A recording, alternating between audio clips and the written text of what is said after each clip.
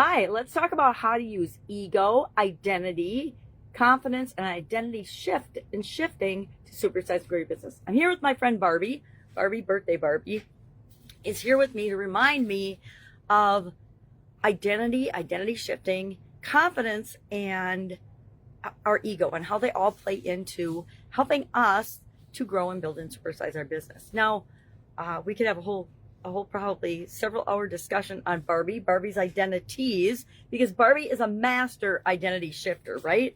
If you've ever experienced Barbie or seen the Barbie movie, for example, you'll see that Barbie is all Barbie, but she shows up with different identities and different personas in different situations. Sometimes she's a doctor, sometimes she's a lawyer, sometimes she's a chef, sometimes she's a leader, sometimes she's a follower.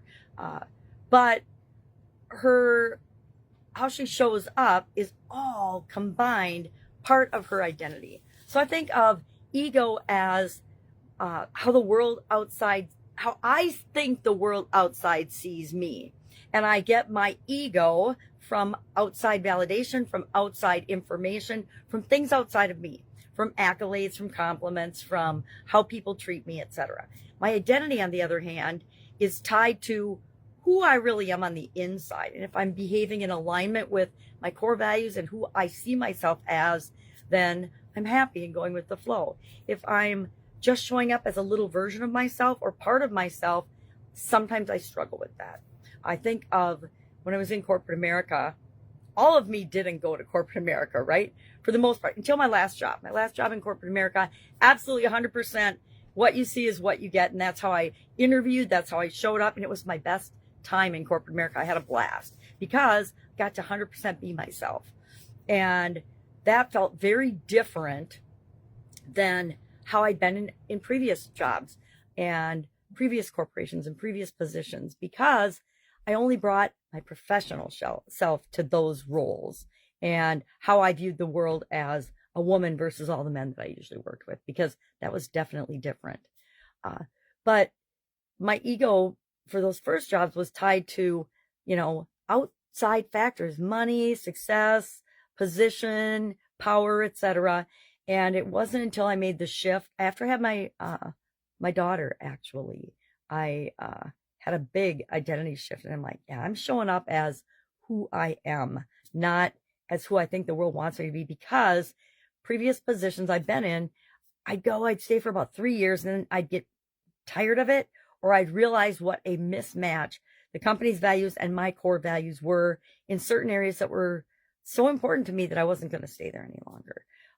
But after that, I went to work for an incredible company, incredible business. They've sold, I think, 3 times since then, and are probably $1 billion business now. I don't know. I haven't kept track over the last decade or so.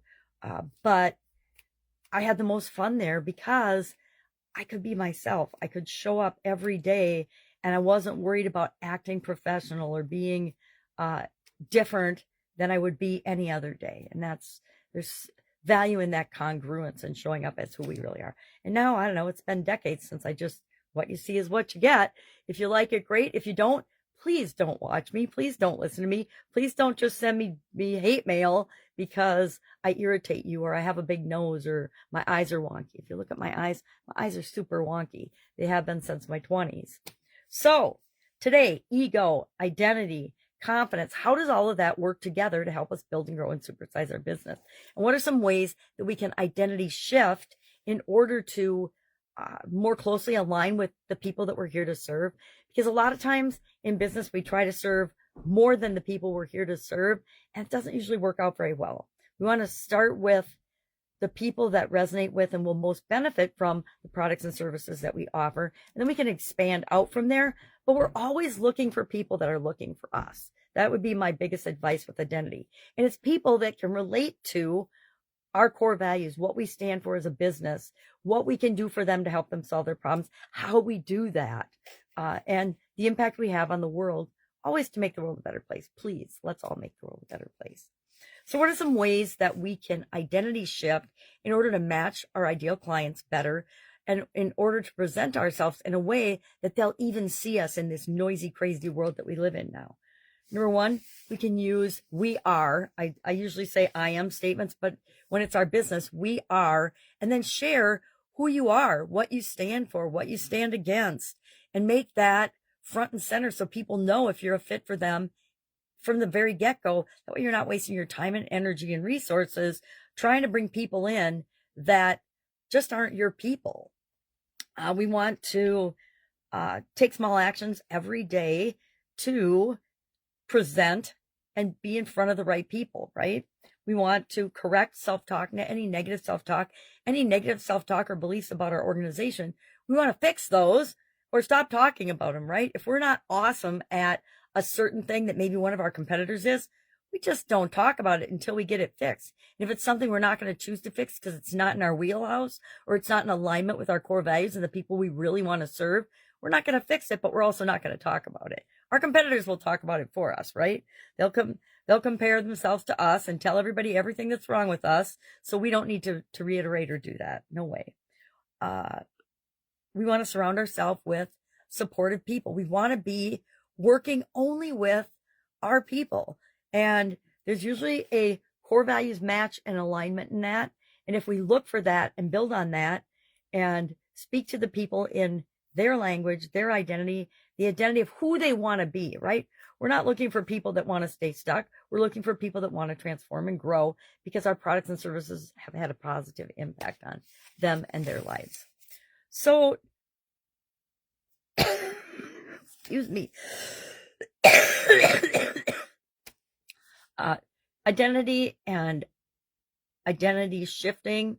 It's more about alignment and it's more about being in the flow and being who we're meant to be and serving who we're meant to serve, to me, than anything else. It's not like we're Barbie pretending to be something different in different roles and different situations. We actually are that. And we are that for our ideal client. We are the answer to what it is that they need, want, and desire. And we present it in a way that they can actually get through the noise, see it, understand it, believe it, buy into it, and then get in contact with us, right? So instead of chasing customers, our customers start chasing, our ideal customers start chasing us. All right. Love to know your take on this, ego versus identity. Like I said, I think ego comes from external validation, and sometimes we can forget and get tied up and lost in our ego. It's like the famous people that buy their own press, right? They believe that they actually are what shows up in the media when they're really not. And that causes them to make mistakes. Or the disconnect causes them to make bad choices. Happens with our businesses too sometimes. Sometimes businesses get really, really big and too big for our britches, meaning we haven't grown into the void that we're filling, and it can cause problems as well.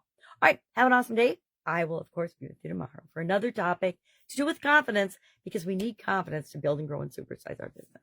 Have a great day.